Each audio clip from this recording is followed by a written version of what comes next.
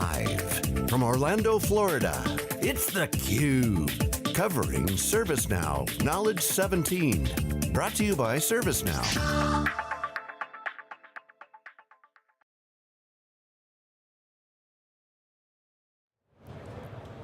And we're back in Orlando, everybody. This is Dave Vellante with Jeff Frick. CJ Desai is here. He's the Chief Product Officer of ServiceNow, the newly minted, 150 days in. CJ, great to see you. Off the keynote, well. Fantastic job. Thank today. you, thank you, really. thank you. The team did a great job. Very crisp. I was struck by your story about last October when you were contacted by ServiceNow. You fired up the platform and started playing around and built an app. Yeah. And you found it was a good experience. Right? It was a great experience. I'll tell you, Dave, I mean, from my standpoint, when you join a company that is built on a platform like ServiceNow, you want to make sure that you feel great about the foundational elements, because it's always, you can build floors on top of a foundation only when the foundation is strong. Right. So, ServiceNow always, I don't know if you know, but it started out as a platform company. Sure. And then they used the service management use case and went deep in that use case, and then went to operations management and other products, as you know.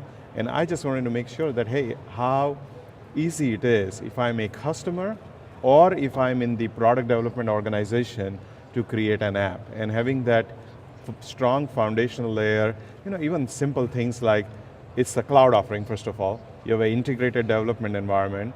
You can start creating workflows, UI, all of that is so easy, and there's no headache of figuring out how to deploy the app because it's right there.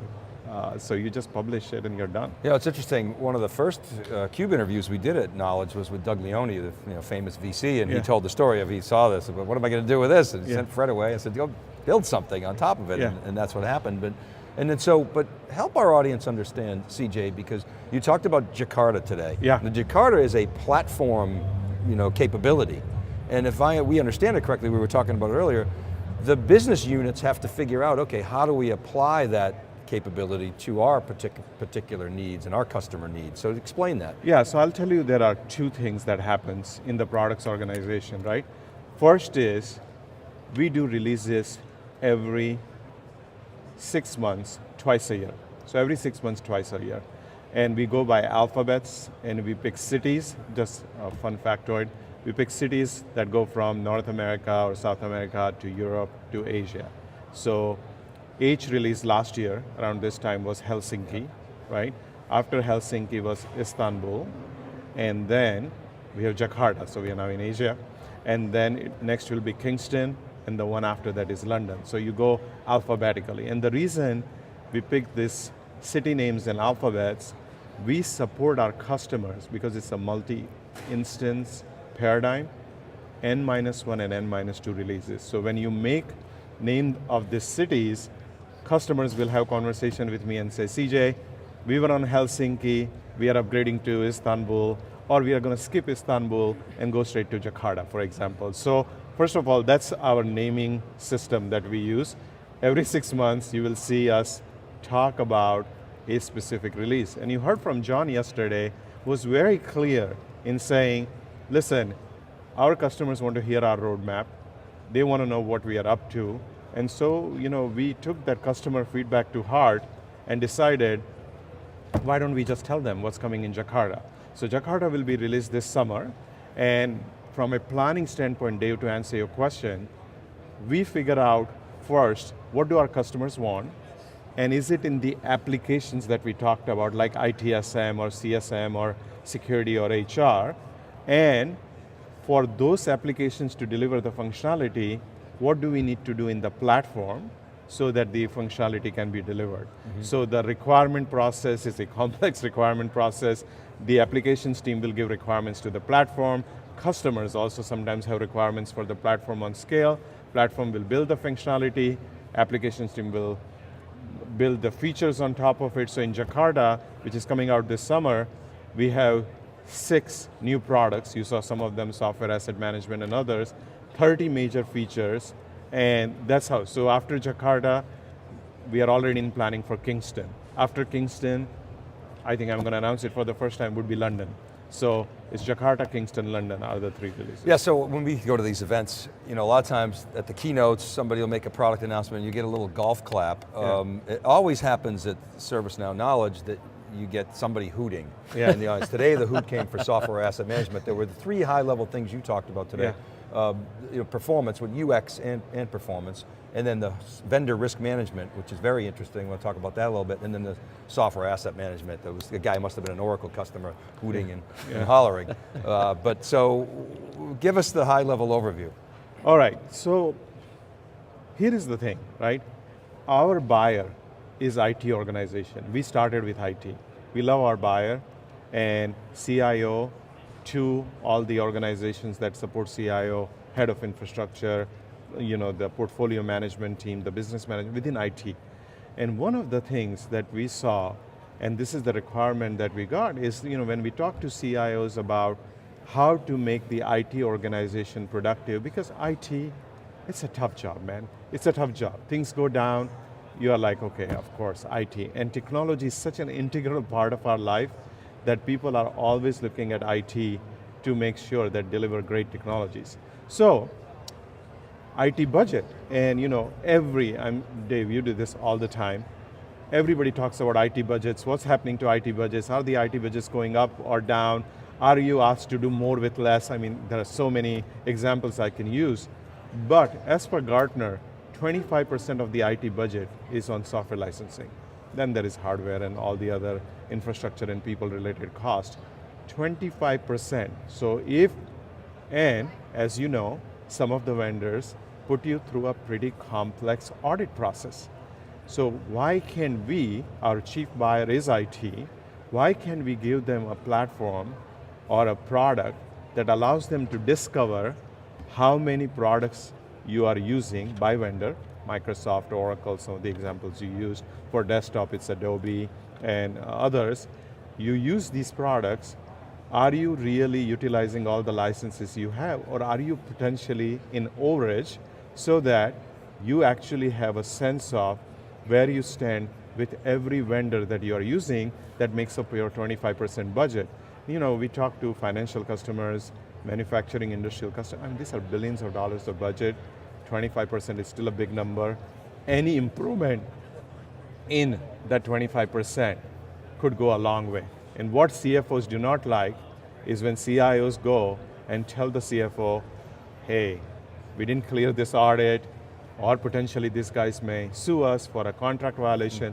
So we decided we are going to create a product that helps you get a good posture on what your licensing is. Does that make sense? And that's why, I also saw on Twitter, a lot of people loved this idea that, hey, can we automate this software asset management process, discover what's being deployed, allow you to reclaim, and at the end, help you save the cost.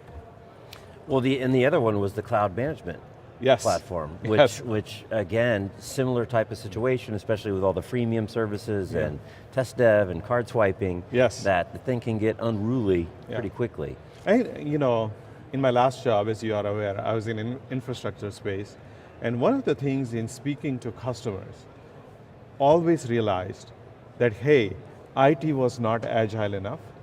We decided, for some customers, to go and use some of the public cloud services. We rented infrastructure because IT could not keep up with our demands. And you go and speak to IT, they said there is so much going on that sometimes it's not easy for DevOps communities in particular that you pointed out, so much going on. So IT felt like they were losing control. Developers, whether they're application developers in IT organization or in business units, just want that agility. And IT felt like if they cannot deliver that level of service, you had the shadow IT functions going on in the departments. And what cloud, we acquired a company called ITAP about a year ago in April. The first year was all focused on re-platforming. Like I said today, I think many times, I'm sure people got sick of listening to me, is we are going to re-platform every acquisition that we make, and we usually buy technologies, not business, so far. And we re-platform it, and now IT gets the control back once for, you have the developers, DevOps people, yes, sure, go and use public cloud, but IT will still have a single pane of glass that allows you to look at your resource mapping, utilization, understanding the cost and the usage, whether you are on public cloud service or a private Well, cloud it's service. huge because it's very unpredictable. And people often complain, well, I get the cloud bill at the end of the month. Yeah. But a lot of times there's not just one cloud bill. Correct. It's many, many cloud bills. Yeah. And what happened is, you remember this, in the downturn, a lot of CFOs said, go to the public cloud, eliminate CapEx, and then when we came out of the downturn, lines of business said, I got to move fast. And this cloud thing seems to be working for me. IT seems to have really, in previous big picture trends like this, mega trends, IT oftentimes has been sort of pushing back. Yeah. You saw that with client server. Yeah, they had security concerns, compliance concerns. And today, they're now saying, okay, hey, we have to embrace cloud or we're toast. And Dave, I'll tell you, there are customers, some very large customers in regulated industries who tell me that, CJ, we are now cloud first before we decide to do something else. That's a pretty big statement. Cloud first, if you remember 2008, 9, 10, 11, 12, 13, that journey, and how customers were reluctant, and they're like, I don't know, my data losing from here, and this and that. Well, I got to bring this up. So I was reading an article on SiliconANGLE, EMC World is going on, Dell EMC World this week, and Michael Dell basically made the statement in his keynote, if you are cloud first, you could be in trouble because of the expense and so forth. I don't buy it. I think I love you, Michael, but the value that customers are getting out of going cloud first, maybe the bill at the end of the month is high, but the other residual effects on your business, the speed, the agility, the processes, you're seeing it, aren't you? Yeah.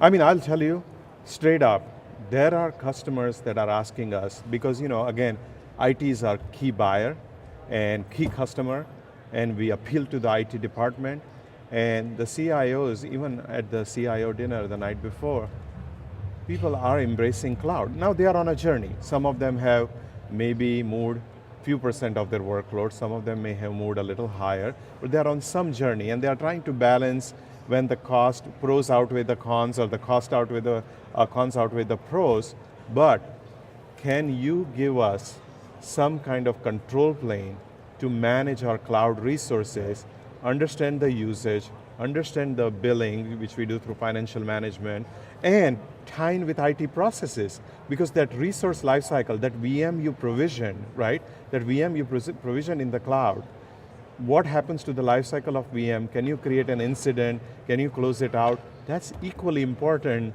besides just saying, hey, I'm going to move this particular workload to cloud. So I feel that customers are on this journey of some kind of combination of public and private cloud, and it doesn't have to be zero-sum game. Infrastructure continues to grow. I don't feel like, okay, if you do this, that means you do not do private, or if you do private, that doesn't mean it's going to be both, and containers are going to just exacerbate that problem. Right, and the demand for compute, store, and networking is not going down anytime soon. I'll tell you, like our own environment, so my team runs cloud infrastructure, so our platform runs on cloud infrastructure, and you saw some of the availability numbers. Our growth, we are trying to invest in compute network storage ahead of our growth. So it's not, and we are a cloud service. So I always look at it as, this doesn't have to be zero-sum game. Customers are expanding. They want the agility, like you said, the agility, the business is asking, can you develop this app faster? Can you give me what I need? Is what's driving It's a top line game for businesses. Yeah. Jeff, I just want to inject some of those numbers on your cloud. 50,000 instances, 150 million active users, and 10 billion transactions per month. Yeah, but I want to get, it's funny, you're talking about Jakarta and London. I remember when we were doing interviews around Dublin, which I guess was a while ago. But I'm curious, because there's this other trade-off, and get your perspective, is in a DevOps world and kind of a continuous integration and development world, people want to push code frequently. On the other hand, in an enterprise world, and we've talked to a couple of the customers, they can only take it so much. And so you've kind of got this yin and yang, and you want to get stuff out, and there's patches and this and that. And you're on a relatively aggressive for current enterprise release schedule. On the other hand, the trend is clearly just keep pumping it out, pumping it out, pumping it out. How do you see that kind of sorting itself out over time with these big enterprise customers? I will tell you, from a technology standpoint, there is nothing that prevents us from doing more frequent releases. Yes, we have to mature our product release processes, we have to mature our cloud operations and how fast we can churn the code. There is nothing that prevents us technically from, instead of 2 releases a year, maybe do 4 releases. It doesn't. Right, but our right. customers, and we talk about customers first, listening to customers, you saw John today. I mean, we want to listen to them, and they will tell us that I was at a large financial institution in Boston 2 weeks ago, and your hometown, and they told me that I cannot do every 6 months. I cannot do every 6 months, CJ. We usually skip a release, right?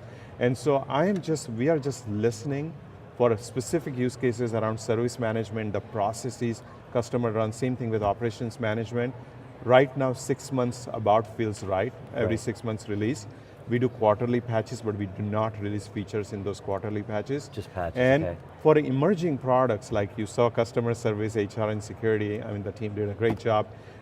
When I look at those releases, is it potentially, can we push things faster? Maybe, but right now, I'm okay based on customer feedback. Right. If customers come and say, I want every 3 months, I have to see what does that mean. Let me run something by you. I told Jeff I've been sharing cabs with practitioners all week. It's great, you just have wonderful conversations. And one said to me, I've asked ServiceNow if they can give me more granularity in the releases. I said, that doesn't sound trivial. In other words, if I can selectively choose features. Is that even technically feasible? I mean, this is the isolating the feature, micro feature development, making sure your schema is abstracted enough. I mean, there are companies in consumer world who do that and push code out really fast.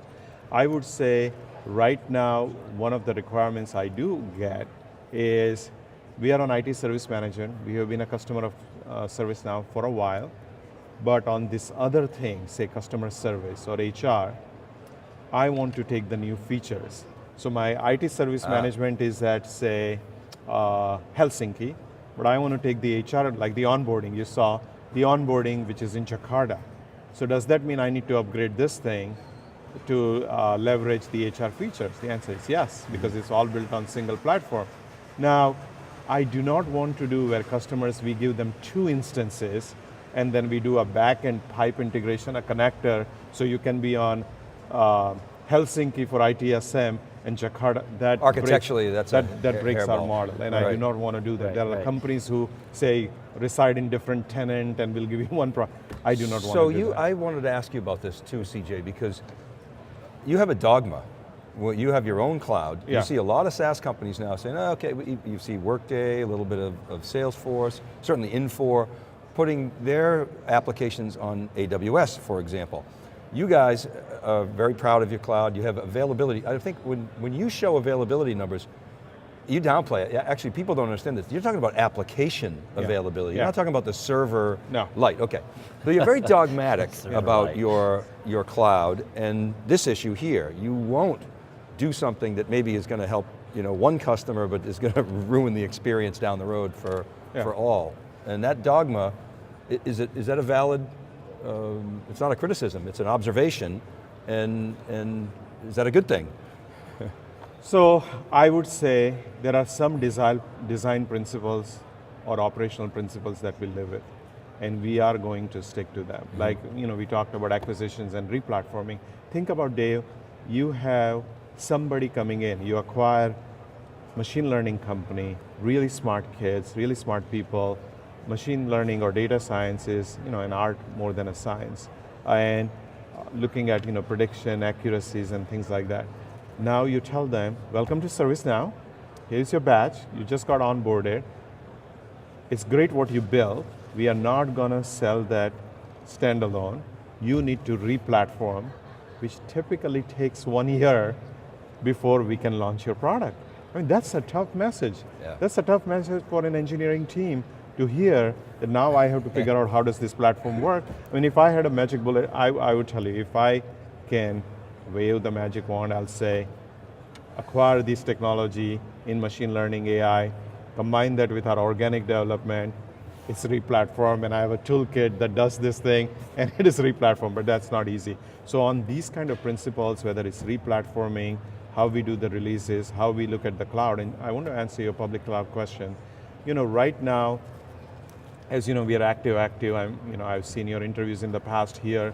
We are active. We have 8 paired data centers, 16 around the world, and we make sure with our multi-instance architecture, the availability or the uptimes are very high for our customers. And when they upgrade, we know they can pull the upgrade. I'm going, CJ, from Helsinki to Istanbul or Helsinki to Jakarta when that's available.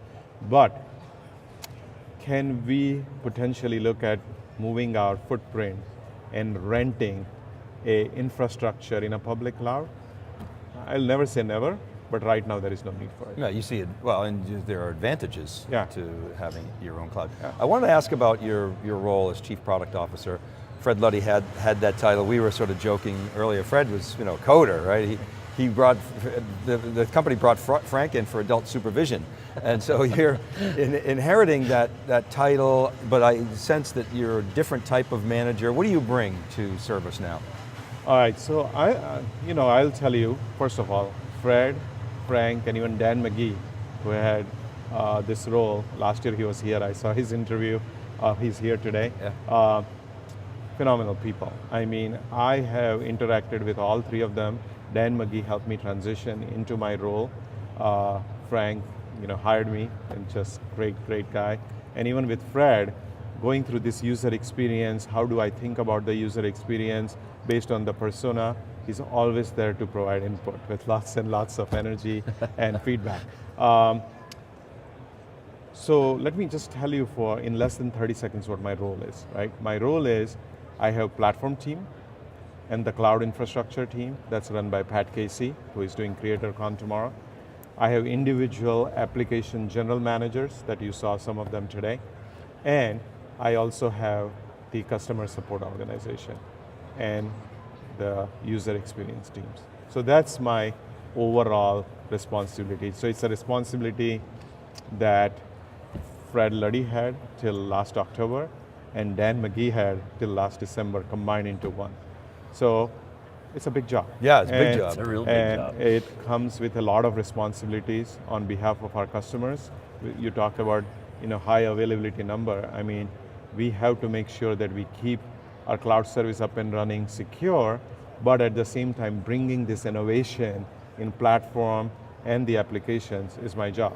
So I've done, fortunately, when I started out of college, it makes me sound old, I know.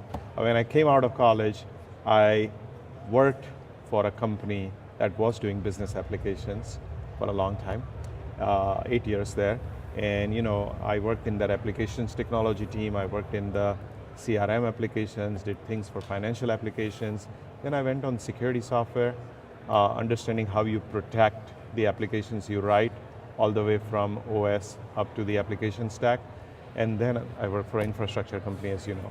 So that gave me a really good feel on the entire stack. How do you scale that stack? And be maniacally focused on what do customers want? I mean, I'm very fortunate to have great customer relationships. Many companies around the globe, I reach out to them, ask them, tell me what you think, tell me what we are doing well.